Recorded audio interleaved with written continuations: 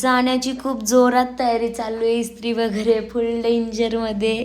2 दिवस झालं मी येल्लो कलरचा ड्रेस मॉलमध्ये सगळ्या शॉपमध्ये शोधत होते, पण तो मला माझ्या कपाटातच मिळाला, जो की मम्मीने घेतलेला माझ्या बिलकुल लक्षात नव्हता.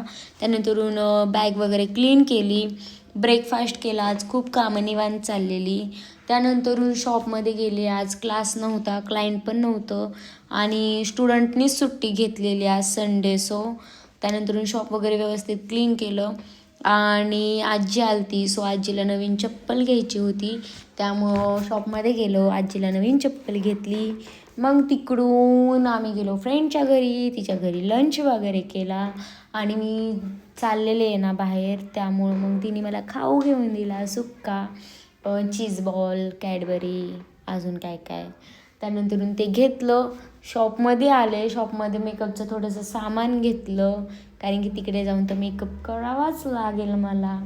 अँड मग नंतरून घरी येऊन बॅग पॅक केली आणि मला भडंग खूप जास्त आवडतं, त्यामुळे मम्मीने भडंग केलं माझ्यासाठी.